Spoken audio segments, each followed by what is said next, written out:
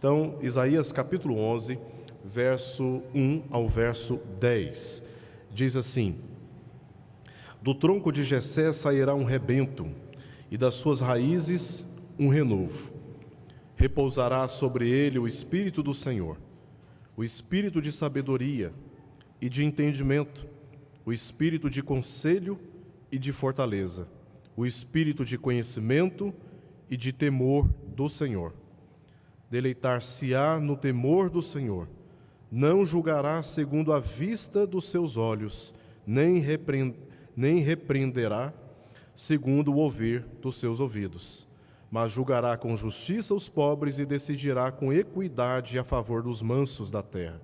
Ferirá a terra com a vara de sua boca e com o sopro dos seus lábios matará o perverso. A justiça será o cinto dos seus lombos e a fidelidade o cinto dos seus rins. O lobo habitará com o cordeiro e o leopardo se deitará junto ao cabrito. O bezerro, o leão novo e o animal cevado andarão juntos, e um pequenino os guiará.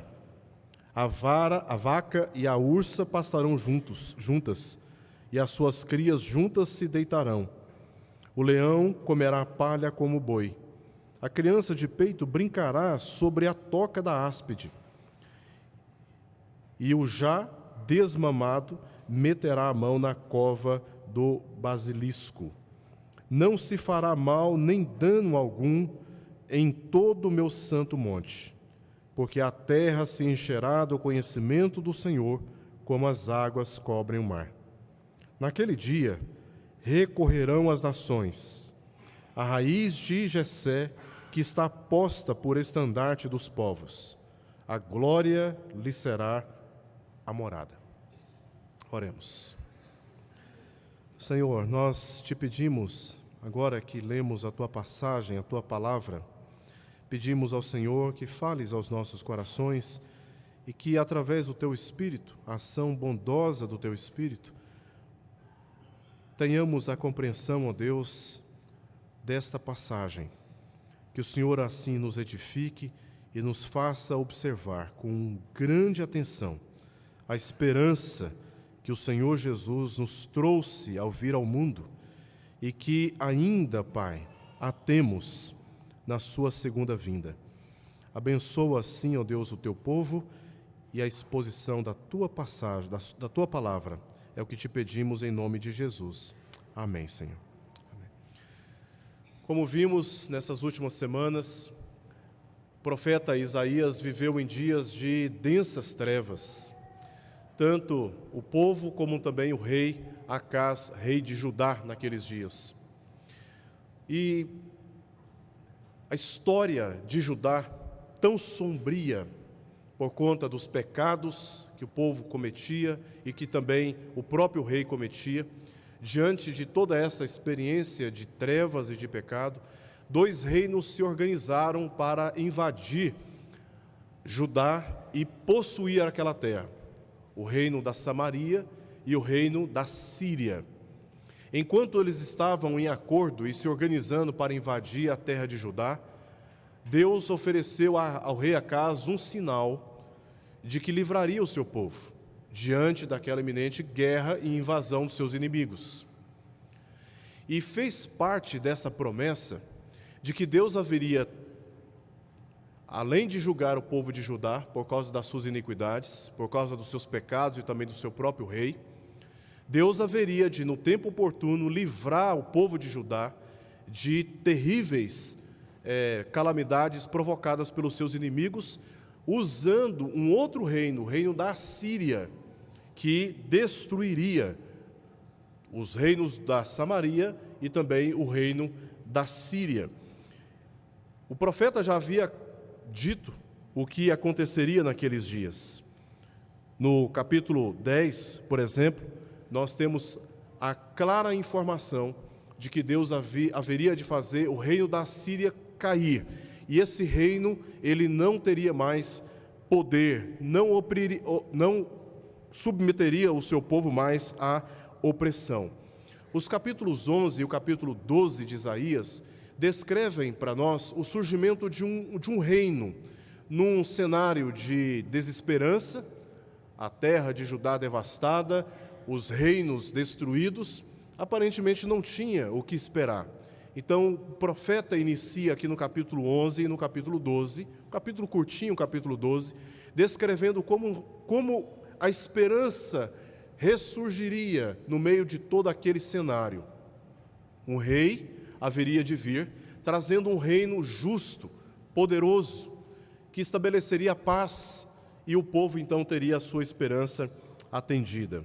Meu objetivo aqui nesta manhã é mostrar como Deus está aqui, usando o seu profeta para trazer esperança ao povo, mostrando a vinda desse Redentor, mostrando a vinda deste rei e como o reino deste rei haveria de estabelecer para sempre a paz entre o povo e a paz deste povo com Deus. E ao fazer isso, a minha expectativa é também de fortalecer a nossa esperança quanto à segunda vinda do Senhor Jesus. O profeta Isaías, naqueles dias, estava apontando para o dia em que este rei haveria de vir. Caberia ao povo, portanto, confiar nessa promessa. Mais ou menos 700 anos depois, ele veio. Jesus nasceu, trazendo e inaugurando o reino de Deus na terra. Ele sofreu, ele padeceu, ele foi morto, ele foi sacrificado na cruz e está hoje à destra de Deus Pai. E a palavra de Deus nos traz profeticamente a promessa de que ele vai voltar. O Senhor Jesus voltará. E nesse dia que o Senhor Jesus voltar, o seu reino será plenamente estabelecido na terra. E nunca mais haverá entre nós tristeza alguma, violência alguma, corrupção alguma ou qualquer influência do pecado. Então, esta passagem, ela aponta para duas grandes promessas. A primeira promessa da vinda de Jesus, que já aconteceu, mas também a sua segunda vinda, porque ele virá, e quando ele vier, nós veremos todas estas promessas que nós veremos aqui agora, sendo cumpridas de modo pleno. E exatamente diante dessa informação bíblica que eu espero aqui fortalecer a esperança da segunda vinda do Senhor Jesus. Eu dividi esse texto em 5 partes. No verso 1, nós veremos quem é esse rei que haverá de vir. Nós vimos no capítulo 7 a promessa de que ele deveria ser chamado de Emanuel. No capítulo 9, nós vimos que esse menino, ele seria maravilhoso, Deus forte, príncipe da paz. Agora nós vemos no capítulo 11 outras descrições a respeito desse menino. Quem será? Verso 2, o que terá? No verso 3, o que fará? No verso 4, verso 1, quem será? Verso 2, o que terá? Nos versos 3 ao verso 5, o que ele fará? Nos versos 6 ao verso 9, o que trará? E no verso 10, o que receberá?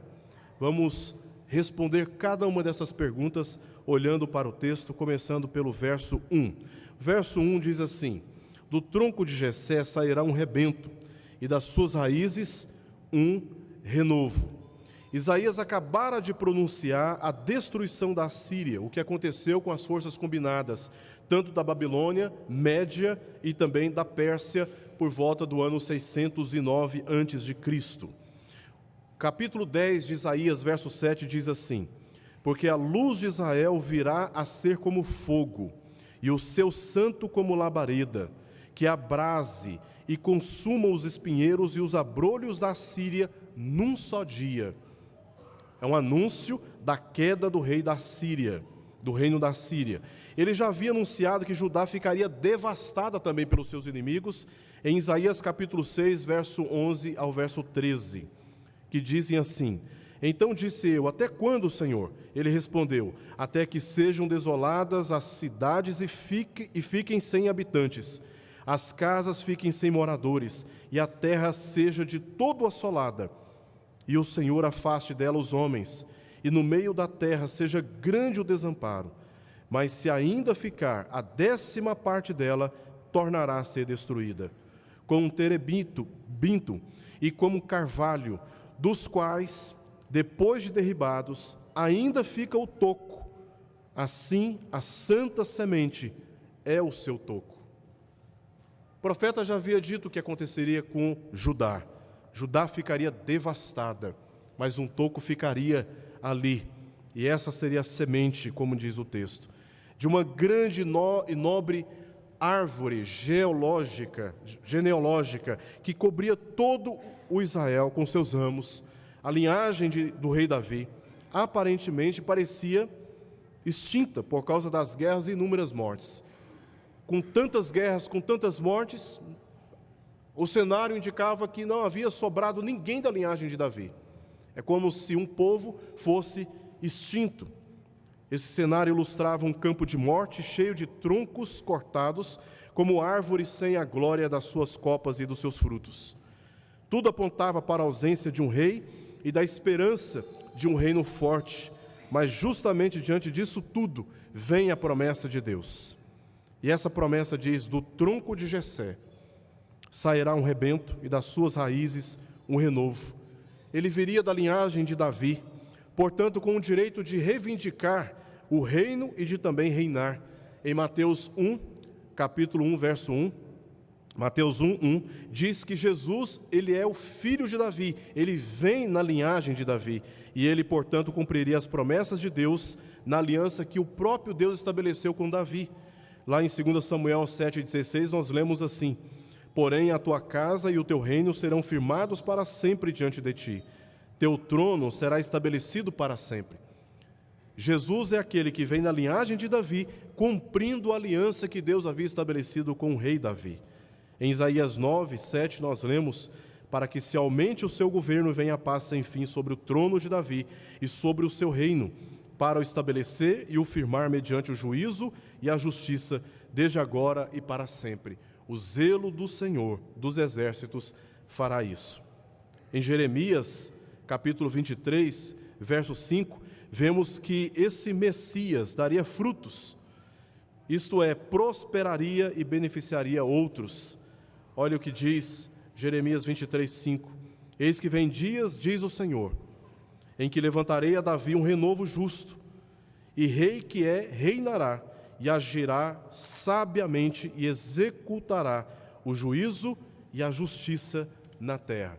O que nós vemos aqui é essa promessa de que, daquele cenário de aparente desesperança, Deus haveria brotar um ramo, o filho de Davi, da linhagem de Davi. Ele seria, portanto, o renovo para o povo. Agora, o que este menino teria? O que ele teria corresponde aqui à sua capacidade, verso 2. Claramente o texto informa que a raiz de Jessé terá sobre ele o Espírito Santo. E aqui nós temos uma descrição, na verdade, 7 descrições a respeito do Espírito Santo. O Espírito do Senhor, o Espírito de sabedoria, o Espírito de entendimento, o Espírito de conselho, o Espírito de fortaleza, o Espírito de conhecimento e o Espírito de temor do Senhor. O Espírito Santo seria a capacitação de Jesus, desse Messias, desse menino que haveria de nascer.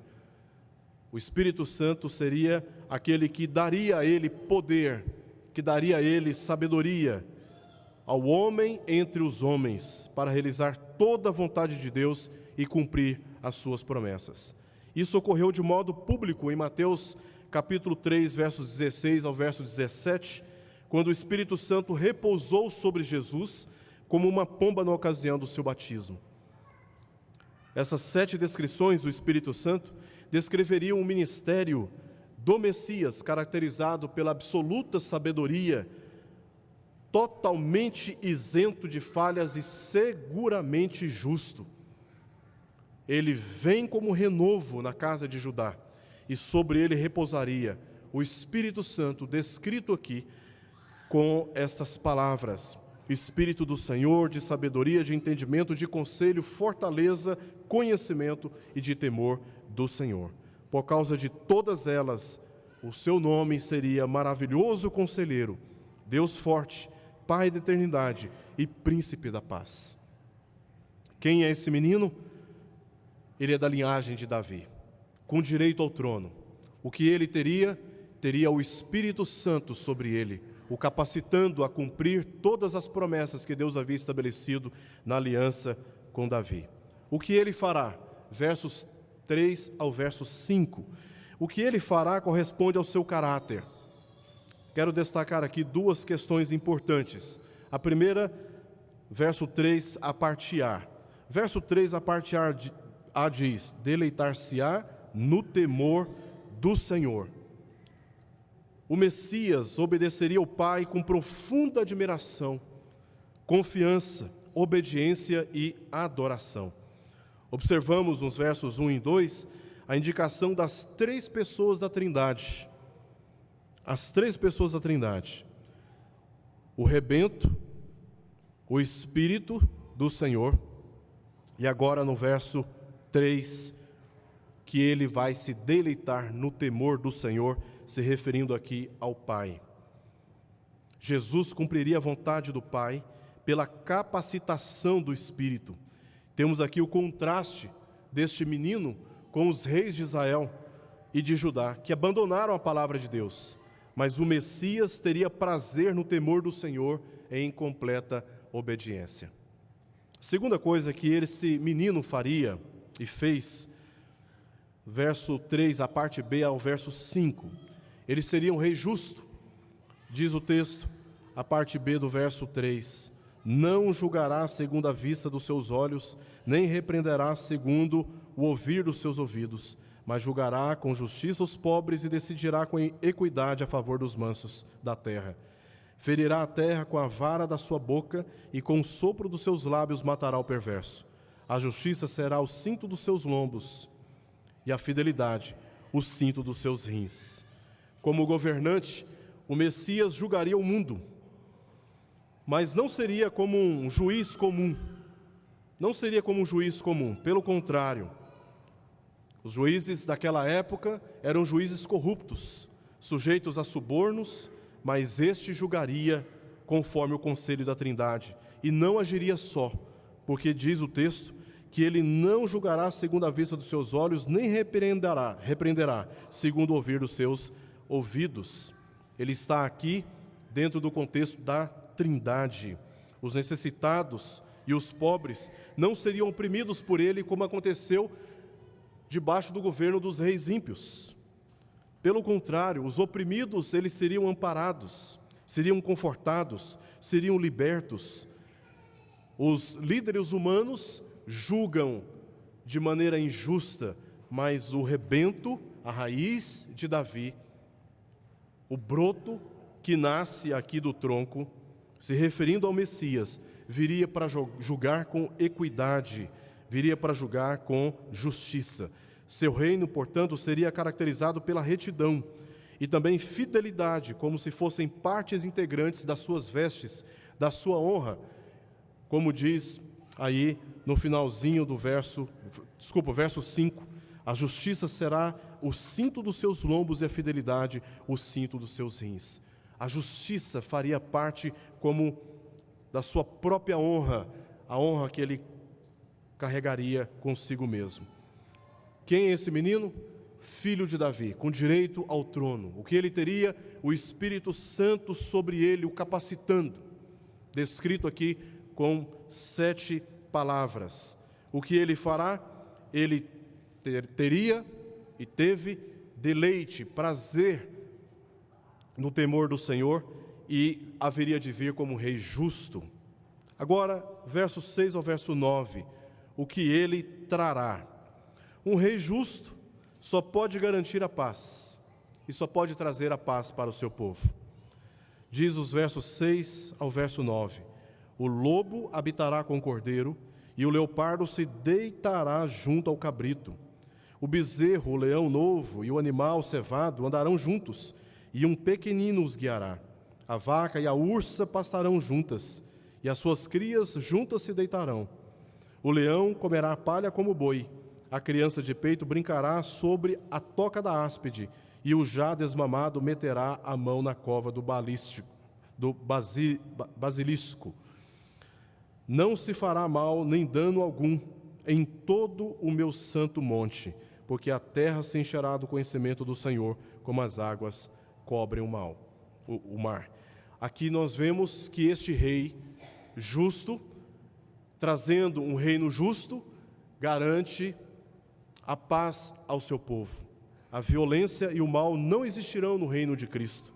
Os animais selvagens serão mansos, até mesmo o mais sagaz animal, o mais mortal deles, não representará qualquer ameaça para as crianças pequenas. Nós nos lembramos aqui do ambiente do Éden, onde havia uma completa harmonia do homem com o restante da criação e do homem com o próprio Deus. Cristo, ao vir, ele está resgatando de um modo ainda mais perfeito aquilo que nós vamos ver, por exemplo, em Isaías 65, que ele estaria trazendo, criando novos céus e nova terra. O que vemos, por exemplo, no capítulo 20 de Apocalipse, na visão que João teve do final dos tempos. Fruto, resultado do reinado de Jesus Cristo. Ele vem trazendo um reino justo, e debaixo de um reino justo, a paz. E aqui é demonstrado como os animais selvagens, os mais violentos, eles estarão em completa harmonia e paz com o homem.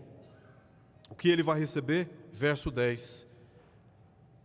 Os gentios e judeus estarão no reino de Cristo. Naquele dia recorrerão às nações, não aqui se referindo a Judá apenas, mas as nações, é plural. E a compreensão do povo, tanto nesse período como também nos dias de Jesus, é que haviam dois povos no mundo, o povo judeu e o povo gentio. Além do povo judeu, que ocupava apenas aquela parte sul da Palestina, o gentio era todo aquele que não era judeu, ou seja, o restante do mundo. E aqui, profeticamente, o que Jesus vai receber? Os gentios virão diante dele. Recorrerão às nações à raiz de Jessé, que está posta por estandarte dos povos, e a glória lhe será a morada. Ele será glorificado não apenas pelo povo de Judá, mas por todas as nações. O apóstolo Paulo diz lá em Filipenses capítulo 2, que nesta vinda de Cristo todo joelho se dobrará e toda língua confessará que Ele é o Senhor. E lhe darão glória, e lhe darão louvor, e reconhecerão de fato que Ele é o Senhor dos senhores, o Rei dos reis. E Ele vem em cumprimento justamente destas promessas. Gentios e judeus também buscarão Jesus Cristo. Se sua primeira vinda foi gloriosa, a segunda será infinitamente mais. Em Apocalipse capítulo 5, nós vemos João dizendo no verso 9, dizendo: e entoavam novo cântico dizendo: digno és de tomar o livro e de abrir-lhes os selos, porque foste morto e com o teu sangue compraste para Deus os que procedem de toda tribo, língua, povo e nação, e para o nosso Deus os constituíste reino e sacerdotes, e reinarão sobre a terra. Se referindo à obra de Jesus Cristo. Esse é o contexto do capítulo 5. Todos os povos haverão de se curvar diante do Senhor, do filho de Davi, a raiz de Davi, e haverão de oferecer a Ele a glória que é digna de receber. Algumas considerações finais, irmãos. Primeiro, vimos aqui que a esperança do povo jamais pode ser superada pelas aflições da vida terrena. Jamais pode ser superada pelas aflições da vida terrena. Por mais que tenhamos que passar por aflições, nós nunca podemos perder a esperança. Aquele povo estava passando por terríveis aflições. A terra estava devastada por causa das guerras. Aparentemente não havia nenhuma esperança. E dali o Senhor trouxe esperança para o seu povo, porque Ele cumpre aquilo que Ele promete. Por mais que você tenha que enfrentar aflições, por mais que você tenha que enfrentar na vida tristezas profundas, lembre-se que a nossa esperança nunca morre. A nossa esperança está no Senhor Jesus Cristo. Segundo, aprendemos que se ela se limita apenas às coisas dessa vida, como diz o apóstolo Paulo em 1 Coríntios capítulo 15, somos os mais infelizes de todos os homens. Temos que aprender a olhar para além das experiências terrenas. Aquilo que o Senhor nos prometeu e que é muito mais importante e que seguramente satisfaz todas as nossas reais necessidades, não pode ser encontrado aqui nesta vida. Não pode ser encontrado aqui nessa experiência terrena. Somente no Senhor Jesus por ocasião da sua segunda vinda. E é exatamente nele e nesta ocasião que se encontra a nossa verdadeira esperança. O dinheiro não satisfaz isso, o emprego não satisfaz isso, a família não pode satisfazer isso, os estudos não podem satisfazer isso, as oportunidades que nós procuramos nessa vida não podem satisfazer realmente a nossa verdadeira necessidade. A nossa verdadeira necessidade só pode ser atendida e suprida na pessoa do Senhor Jesus por ocasião da sua segunda vinda. E é por esse dia que nós esperamos. Está aí a nossa verdadeira esperança. Uns têm prosperidade, outros não têm prosperidade. Uns têm alegrias, outros não têm alegrias. Mas todos nós estamos diante de uma promessa, de que quando o Senhor Jesus vier, Ele estabelecerá para sempre um reino justo e todos terão paz. O choro pode durar uma noite, mas a alegria vem ao amanhecer. Para todos nós que sofremos os danos do pecado. A nossa esperança não está limitada e não pode estar limitada às coisas dessa vida. Terceiro, a profecia relacionada à raiz de Davi possui duas perspectivas, como eu já disse. Do seu nascimento, quando ele vem inaugurando o reino de Deus entre os homens, e em segundo lugar, segunda perspectiva, na sua segunda vinda, estabelecendo a plenitude desse reino para sempre. Jesus é o Messias prometido. Ele veio e temos a segurança de que o seu reinado é um reinado de paz com Deus. Ele vem estabelecendo paz entre nós e o nosso Deus. Hoje estamos aqui cultuando a Deus como resultado da obra de Jesus Cristo. Ele reina no meio do seu povo. João já tinha visto isso no capítulo 1 de Apocalipse. Ele se volta para ver com quem falava com ele, com voz como voz de trombetas, como voz de muitas águas. E o que ele vê? Jesus no meio dos candeeiros, tendo na sua mão direita as 7 estrelas, se referindo aos 7 pastores das 7 igrejas da Ásia. E Jesus no meio dos candeeiros, Jesus está no meio da sua igreja, e Ele cuida da sua igreja, Ele reina no meio do seu povo. Ele mesmo disse para os seus discípulos, quando ouvirem dizer, o reino de Deus está ali ou está acolá, não acrediteis, porque o reino de Deus está em vós. Ele reina no meio do seu povo, e Ele veio cumprir as promessas de Deus, e Ele está cumprindo cada uma dessas promessas. Deus sempre cumpre o que promete. Portanto, podemos confiar na esperança que Ele nos dá, mesmo quando enfrentamos e temos que enfrentar a morte. Diante da morte, nós não podemos entrar em desespero, porque a morte para nós não é o fim. Paulo disse, em Filipenses capítulo 1, que para ele morrer é lucro, porque tendo que enfrentar a morte, ele estaria com o Senhor. A morte não é o fim para o cristão. Pelo contrário, é o início de uma vida eterna na presença de Deus, desfrutando plenamente de tudo aquilo que Ele prometeu. Onde não havia esperança, Deus renovou a esperança do povo. E diante desta mensagem, precisamos nos lembrar que Jesus está para vir, e nós não podemos perder a esperança. Ele virá, e quando Ele vier, Ele estabelecerá para sempre o reino de Deus entre todos nós, e teremos paz na presença de Deus, longes completamente de toda a corrupção que o pecado nos trouxe. Que louvemos a Deus e adoremos ao Senhor pelas suas promessas. Oremos.